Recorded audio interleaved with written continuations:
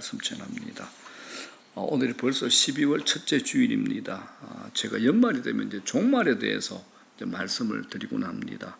이 세상의 끝인 우주의 종말과 또 우리 한 사람 한 사람 개인적 종말에 대해서 이제 말씀을 드립니다.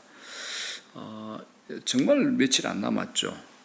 종말에 대해서 하나님께서 어떻게 말씀하시는가 살펴보는 것이 반드시 필요할 것이라고 생각하여 제가 12월 달에는 반드시 이 말씀을 드리는데, 자, 마태복음 24장 30절 우리가 하나님의 음성으로 알고 하면 다 같이 합독을 합니다. 시작.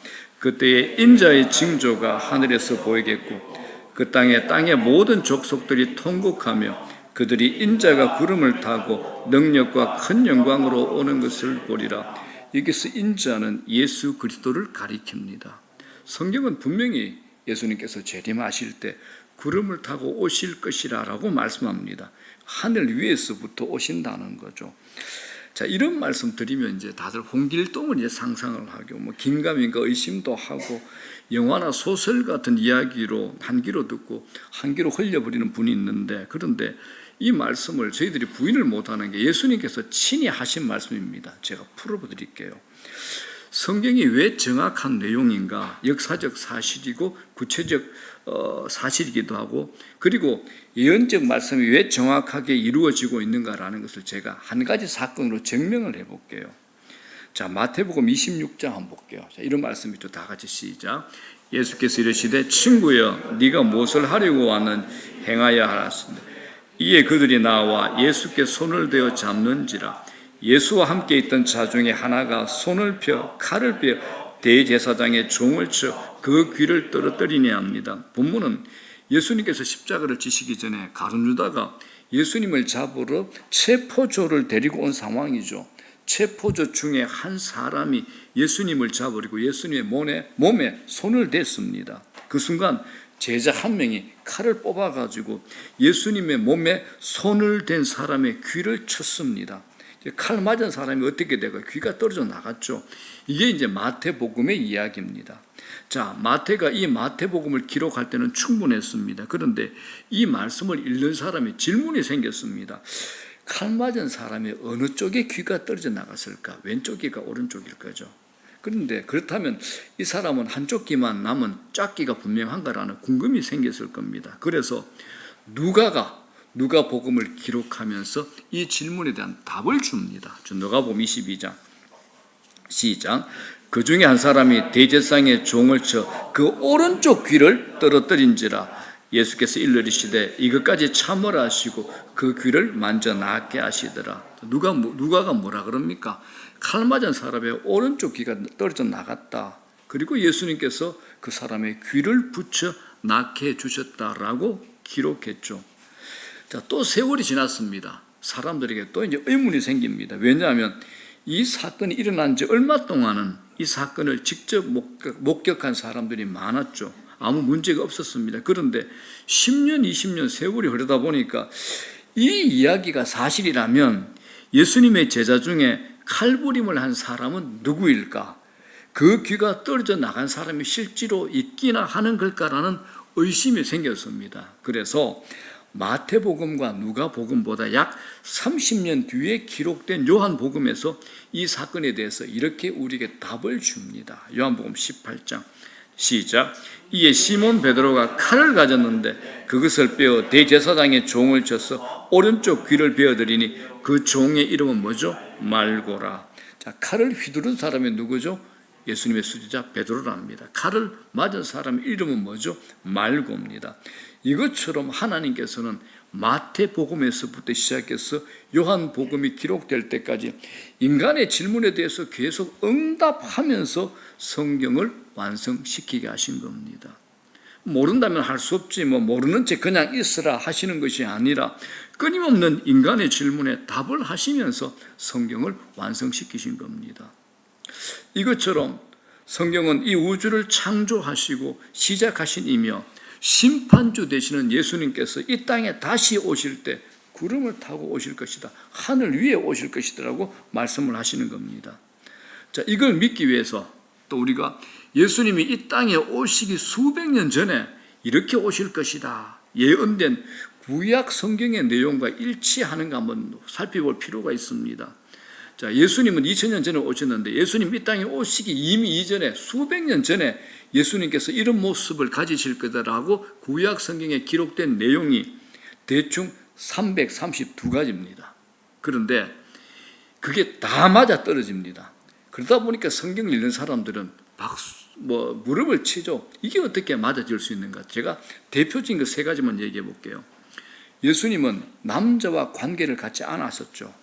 처녀인 동정녀 마리아의 몸을 빌어서 탄생하셨는데 이건 예수님 탄생 600년 전에, 지금으로 치면 이제 조선 고려 말 때쯤입니다. 600년 전에 이사야서의 예언이 이렇게 되어 있습니다. 이사야서 시작. 보라, 처녀가 잉태하여 아들을 낳을 것이요. 말이 안 되잖아요.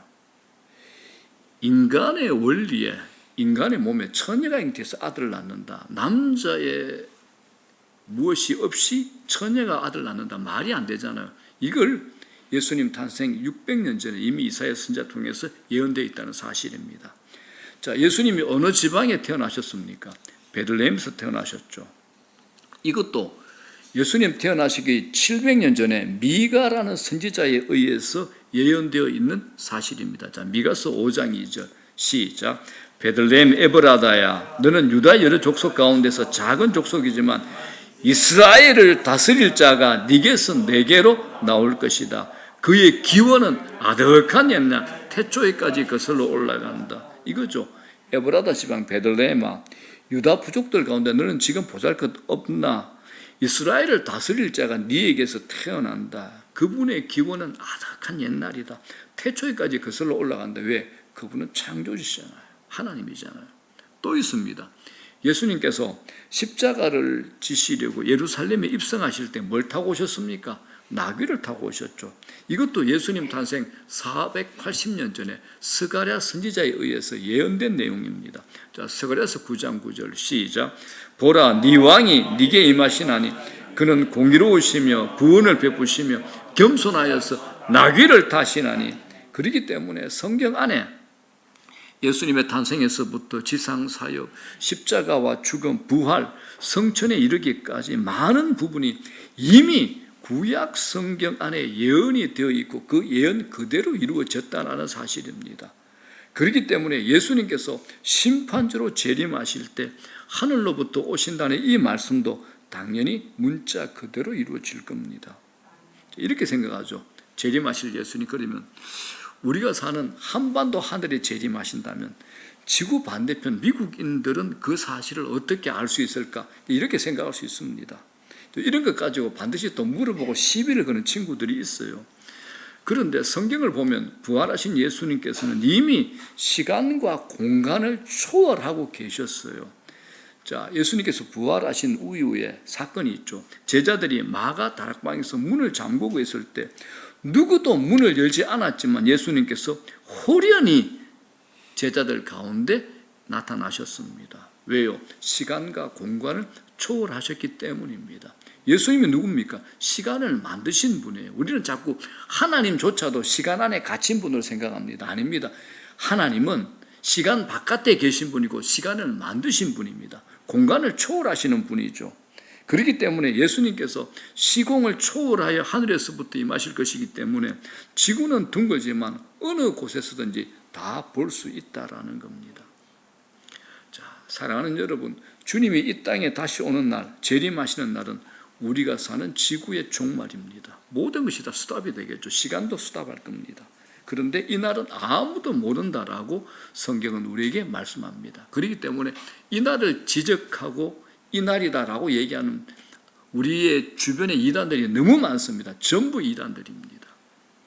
자, 그렇다면 주님이 이 땅에 오시기 전에, 우주의 종말이 임하기 전에 내가 죽음을 맞이할 때 살아온 내 인생을 어떻게 평가할 것인가라는 질문도 우리 자신에게 이날 한번 해볼 필요가 있습니다. 자, 우리는 생명을 뭐라 그럽니까? 목숨이라고 말하죠.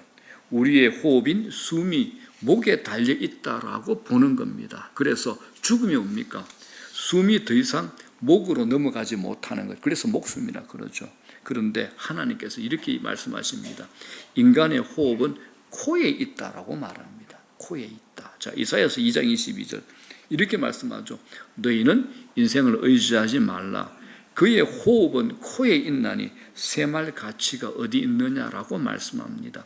인간의 생명은 목숨이 아니라 목보다 더 앞에 위치한 콧숨인 겁니다. 콧숨. 하나님께서 흙으로 사람을 지으셨죠. 창세기 보면 나오죠. 그리고 목이나 이제 입이 아닌 이 코에 당신의 생기를 불어넣습니다. 그래서 사람이 생명을 지니게 된 겁니다.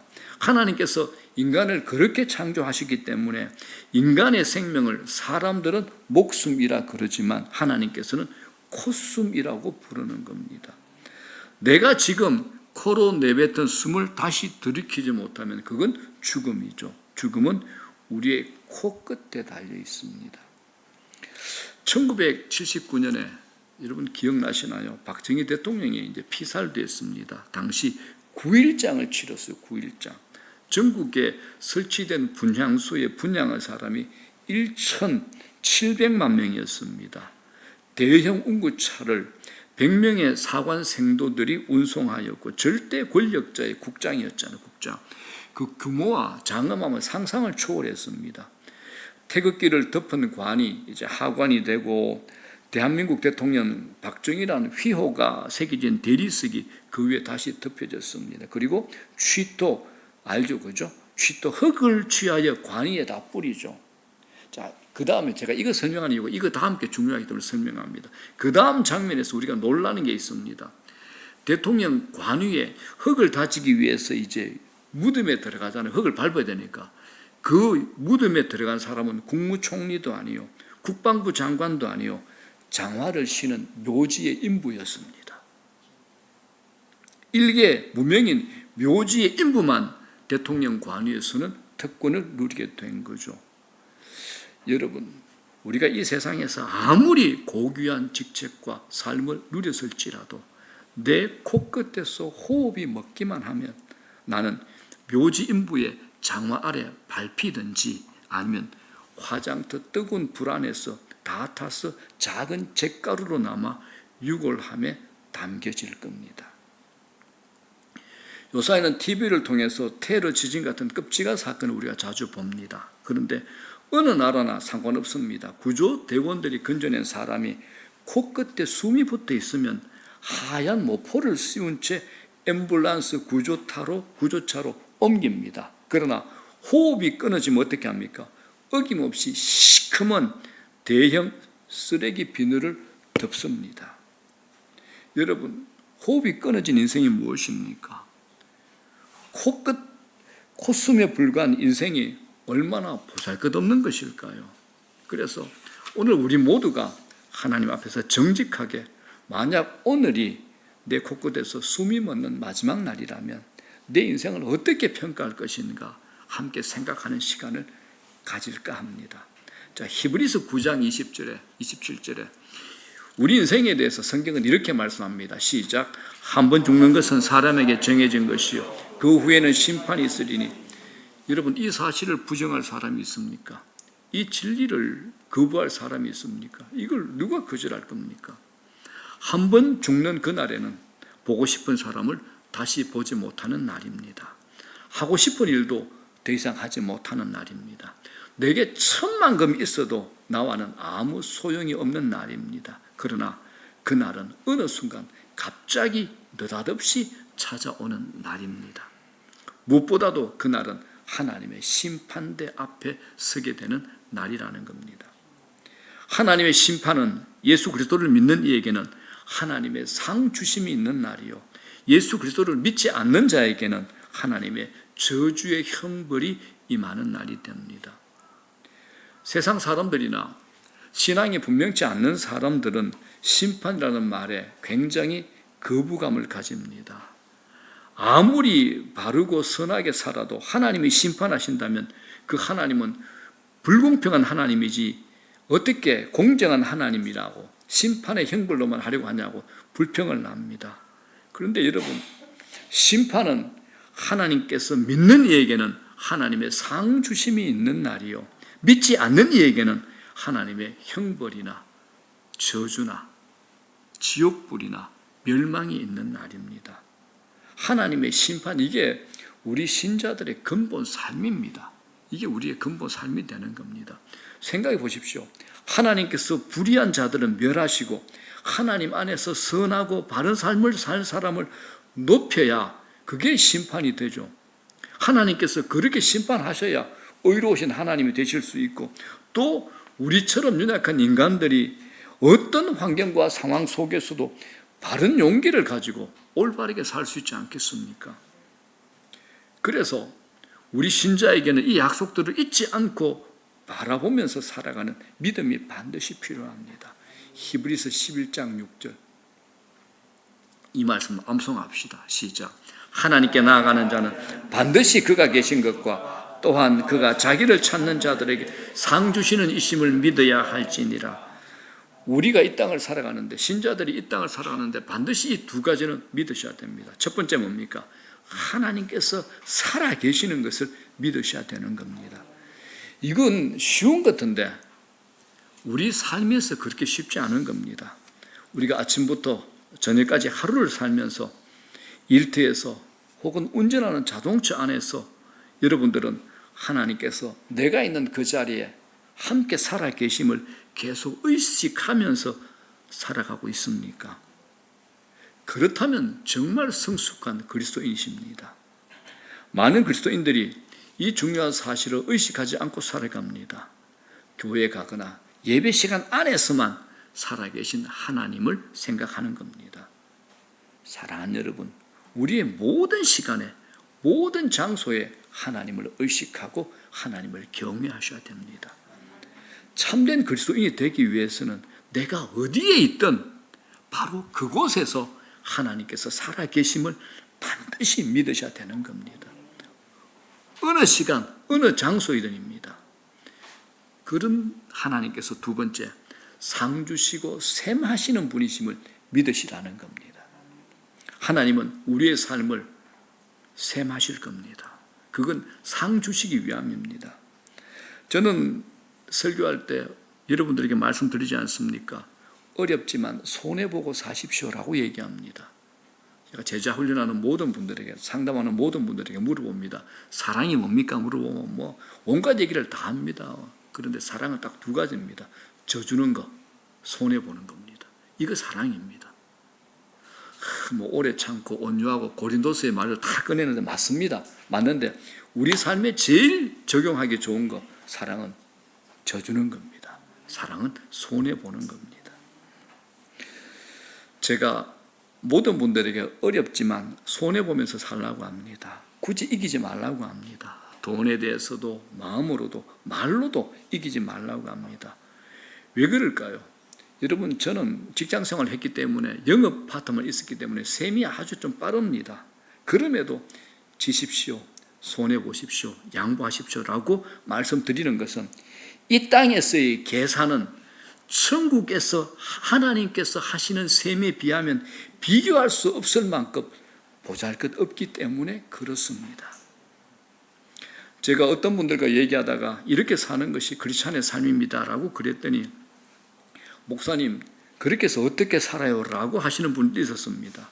저는 하나님의 이 약속의 말씀을 믿습니다. 약속의 말씀을 믿습니다. 생각해 보십시오. 대충 하나님 믿는 사람하고 사도 바울처럼 주님을 위해서 참수형을 당한 사람이 하나님 나라에서 똑같이 대우를 받는다면 그 하나님은 공평과 정의의 하나님이 아니시라는 겁니다. 정의의 하나님은 공평하신 하나님이고 우리가 뿌린 대로 거두게 하십니다.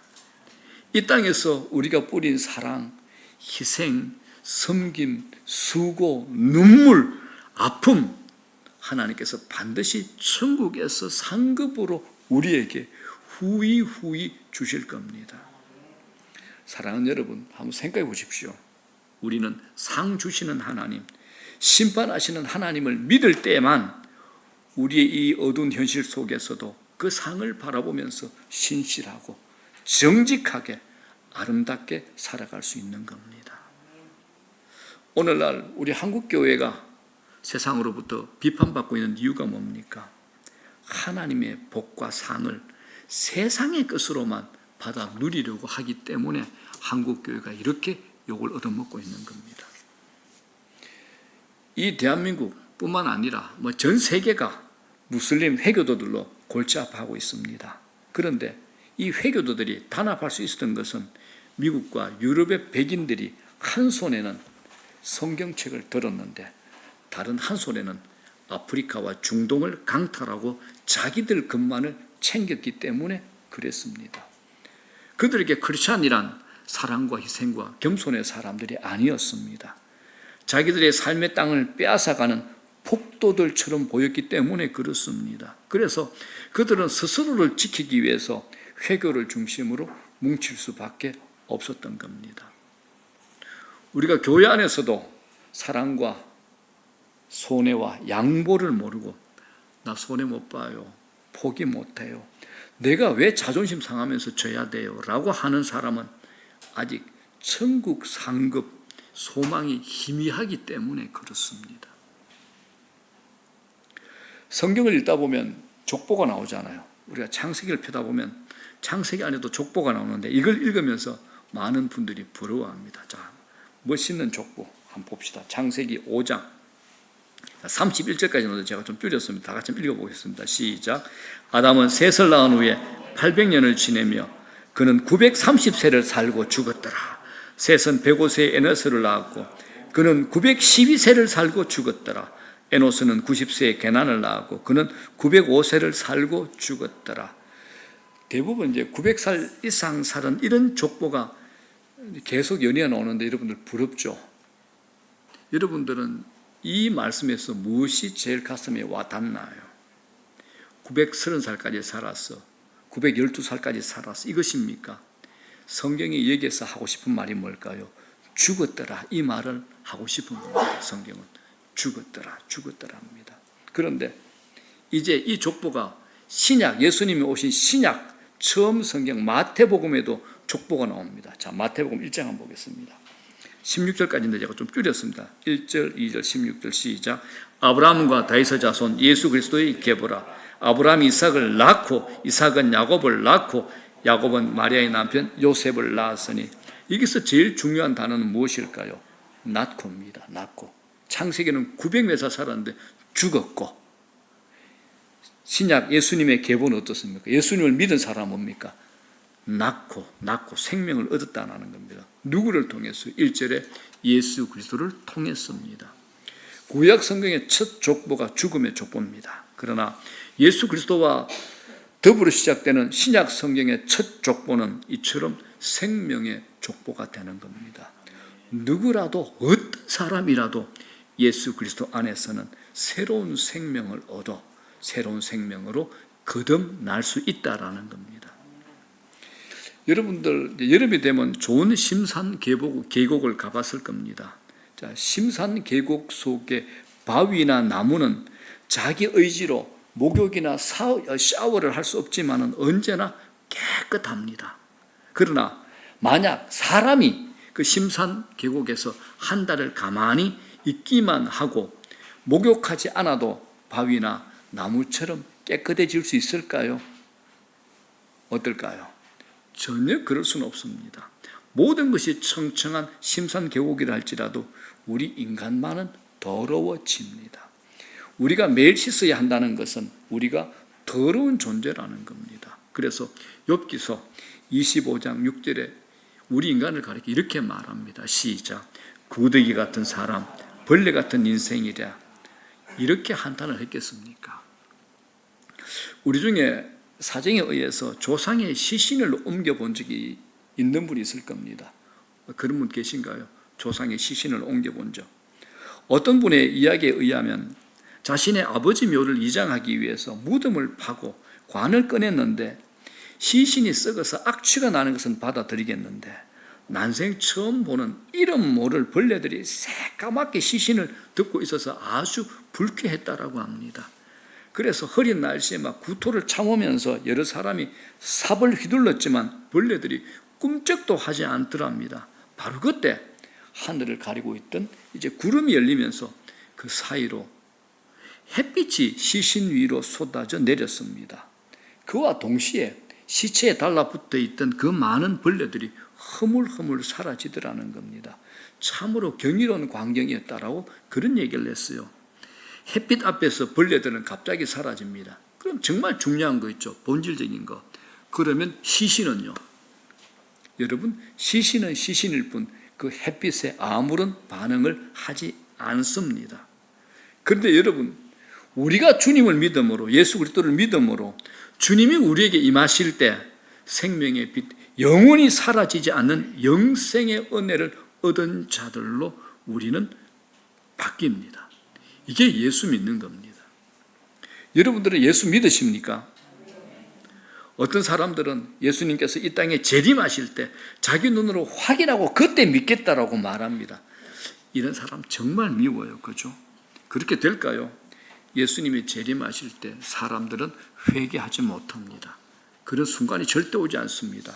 하고 싶어도 예수님께서 재림하면 그때는 눈 깜짝할 사이에 하나님의 백성과 불신자들이 나눠집니다. 회개할 기회가 없다는 거죠. 또 어떤 이들 죽기 10분 전에 믿겠다고 하는데 한 대 때려주고 싶습니다. 그런데 절대 그렇게 되지 않습니다. 그분은 꿈 깨셔야 됩니다. 자, 고린도후서 5장 10절에 뭐라 그럽니까? 시작. 이는 우리가 다 반드시 그리스도의 심판대 앞에 나타나게 되어 각각 선악간에 그 몸으로 행한 것을 따라 받으려 함이라. 우리는 누구나 반드시 하나님의 심판대 앞에 서게 됩니다. 여러분, 평생 영원히 살 것처럼 제발 좀 착각하지 마십시오. 사람이라면 한 번 죽는 것은 불변의 법칙입니다. 그리고 그 자리에서는 성을 행했든지 악을 행했든지 행한 대로 심판을 받게 될 겁니다.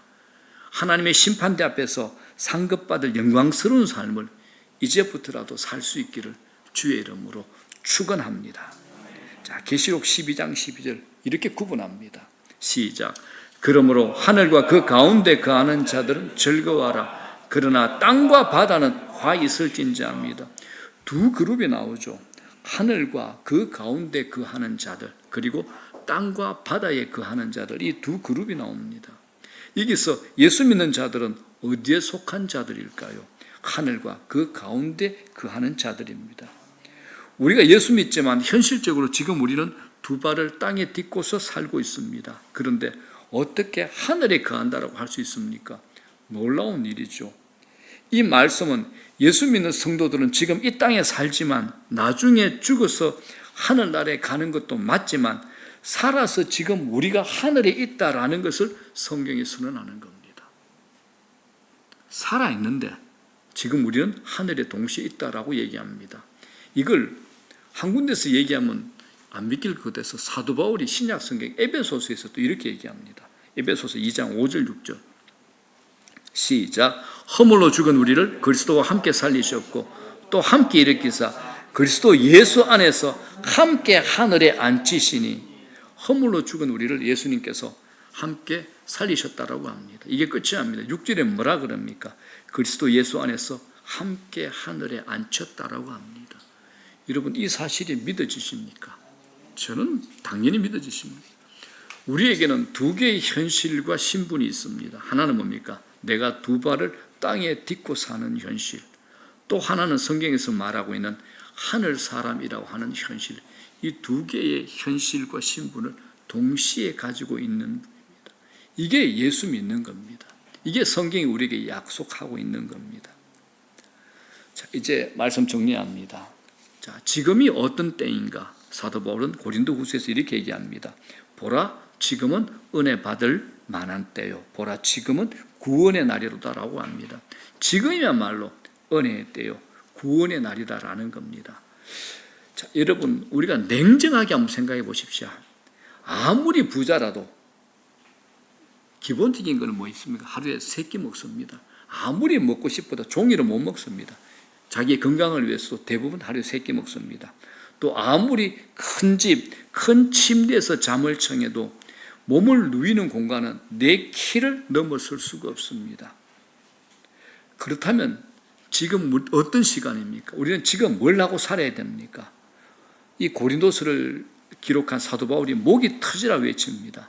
너희들 지금 은혜 받아야 될 때야, 구원 받아야 될 때야 라고 얘기하는 겁니다. 여러분 잘 살도록 일하는 것 중요합니다. 노후 대책 아주 중요합니다. 그러나 짧은 인생에서 가장 시급하고 중요한 일은 내가 구원받아 영생 얻는 겁니다. 내가 구원받아 영생 얻는 겁니다. 예수 믿고 구원받아 영생 얻는 겁니다. 그리고 구원과 영생을 알지 못하는 사람에게 시급히 예수를 전하는 일입니다. 내가 죄 용서받고 구원받은 게 전부가 됩니까? 아닙니다. 내가 구원받았으면 이제 다음 걸음을 떼야 되지 않겠습니까? 다음 걸음요. 아직도 예수 믿지 않아 영적 생명이 없어 영적 호흡기를 달고 사는 그 사람들에게 영원한 생명을 주시는 예수님을 만나도록 전해야 되지 않겠습니까? 사람들이 왜 점집에 갑니까? 왜 무당한테 가서 그 복잡하고 그 어려운 구슬을 합니까? 불탄 일에 왜 연등을 달겠습니까? 답은 하나죠. 두렵기 때문입니다. 그래서 보험을 드는 겁니다. 그러나 예수 믿고 그리스도인이 되고 나면 뭐가 됩니까? 골로새서 말씀처럼 흑암의 권세에서 하나님의 사랑의 아들의 나라로 옮겨지는 겁니다. 왕같은 제사장이 되는 겁니다. 왕같은 제사장.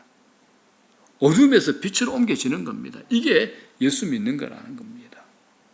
자, 여러분들 반드시 기억하십시오. 몰라서 말 못하는 것 책임 없습니다. 그런데 알고 침묵하는 것 책임 따릅니다. 우리 다 예수 믿는 게 뭐라는 거 아시잖아요. 전하셔야 됩니다. 가족들에게, 형제들에게, 내가 만나는 사람들에게 복음 전하셔야 된다는 겁니다. 이 부담이 있어야 됩니다. 우리가 마지막 심판대 자리에 있다고 생각해 봅시다. 그 자리에서 여러분 누가 제일 감사할 것 같습니까? 저는요, 내가 마지막 심판대 누구에게 제일 감사할 것 같냐 그러면 고등학교 때, 야 희승아, 너 꼭 교회 한 번만 가보자, 한 번만 가보자 했던 그 친구에게 제일 감사할 것 같습니다. 전도를 하다 보면 전도 대상자가 막 싫다 하고 귀찮아할 수 있습니다. 그러나 억지로 끌려다녔어도 예수님 믿고 천국에 가게 되면 그보다 감사한 일이 더 어디 있겠습니까? 우리가 전도하다가 한두 번 부정적인 반응에 포기한다면 마지막 때에 나를 향해서, 우리를 향해서 이렇게 불평하는 사람들, 부르짖는 사람들이 있다는 것 잊지 마십시오. 이렇게 이야기했죠.